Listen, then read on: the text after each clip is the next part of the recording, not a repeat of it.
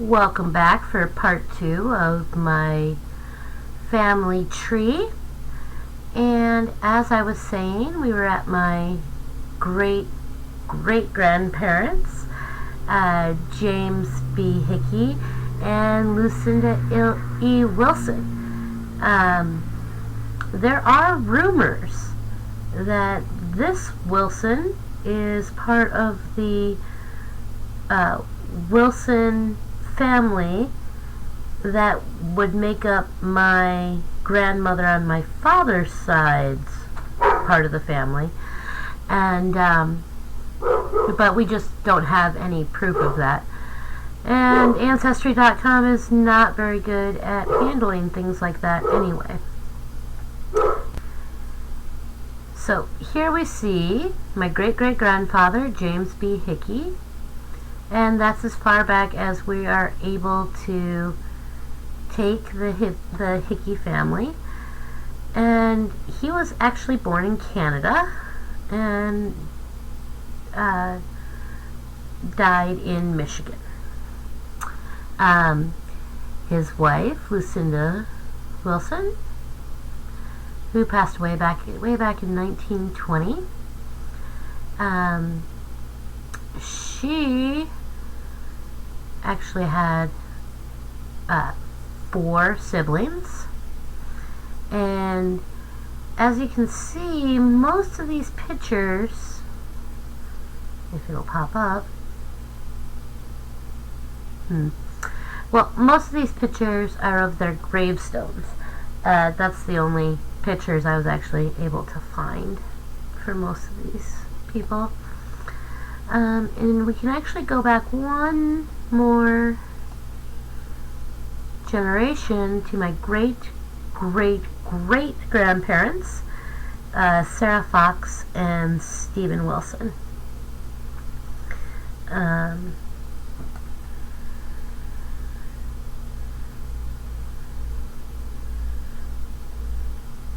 Okay, so that will bring us back to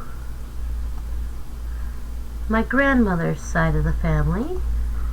We've always called her my Jeanie. My grandmother passed away from cancer when I was a teenager, and it was quite devastating for our family. She was kind of the glue that kept everything glued together. So that was really hard on everyone. But she died in 1994 in Michigan, and she's sorely missed. Her parents were Alexander Klupp and Naomi Inman. Okay, remember when I told you we would come back to the story of Tiny Gladys Shears? Here's where it plays in. So, Tiny Gladys Shears was originally just named Tiny, and her twin sister, Naomi, were born on an Indian reservation. And her parents were seen as unfit, apparently. It was kind of the custom to take Indian children from their parents for just about any reason at this point in history. And they were adopted out to a good Christian family, the Shears, at the age of 4. Tiny, who they then named Gladys Shears, was raised until she was 15 and then married my great-grandfather? Anyway, her sister, at the age of 5, after only 1 year of living with this family, was sent back, and the paperwork gives the reasoning as heathenism, whatever that means for a 5-year-old. At any rate, she was sent back, and she was never adopted out again. So when her sister turned 15 and married my great-grandfather, she took her sister with her. And so she became Naomi Inman, taking on her sister's husband's last name.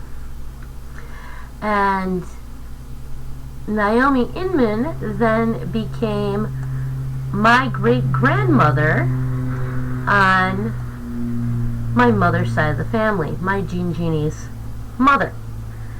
So, as you can see, the two sisters are on opposite sides of my family tree, and Ancestry.com is not very good at handling that.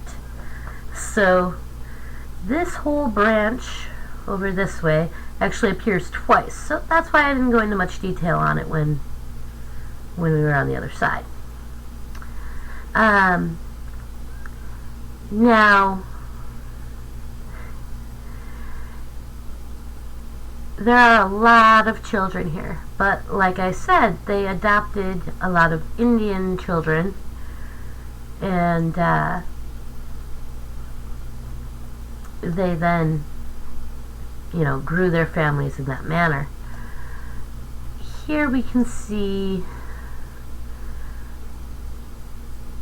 Tiny Gladys Shears again is on this same run.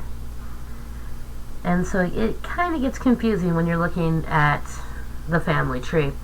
Here we have a really nice picture of Leslie Shears. And, sorry. And she lived in Iowa, but then moved to Michigan with the rest of her family. It's just a nice picture of them in a cornfield. You see a lot of fields out in northern Michigan, where my family is from. Anyway, so this is the adopted family that Tiny and Naomi came from. And I have a little bit of lineage on them. They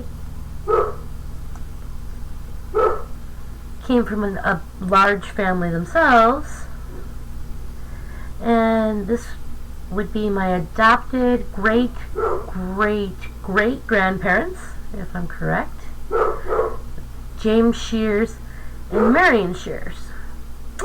And here we can see some pictures of their gravestones.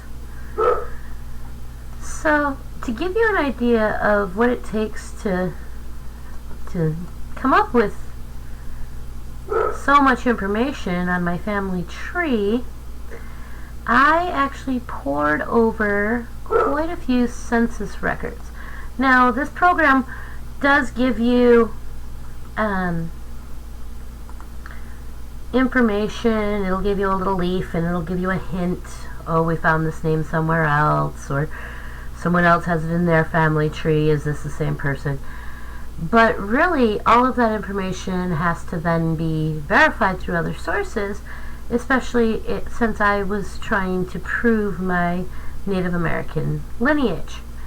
And so you find websites like this, which is censusfinder.com, and it is just full of different census information, indexes of different information, directories, all kinds of different really useful facts. And from there you can find something like this. And this is my great-great-grandfather, Alexander Klupp. And this was census information from 1940. And you're actually able to find out quite a bit of information, such as their race, where they were born, if they were married or single. All this information, occupation. Alexander happened to be a lawyer. Excuse me. Alexander Klupp happened to be a lawyer. He went to college. This was his first wife, Helen Klupp. You find out all of this information and you start piecing together the story And from that, I've actually learned so much about my family and their past, and I really cherished the opportunity to find out all of this information because it gives me a good solid background of where I've come from, and that allows me to appreciate where I am now as well as what my children have to look forward to in the future. Now, my family has never been big on passing down traditions or following any cultural ceremonies that I'm aware of.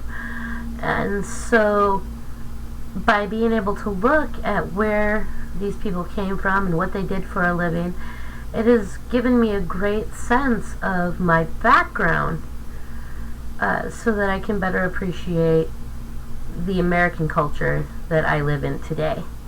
And so I really appreciate you taking the time to go through my family tree with me. And if you happen to have any information that could help add to this tree, feel free to leave a comment. Thank you.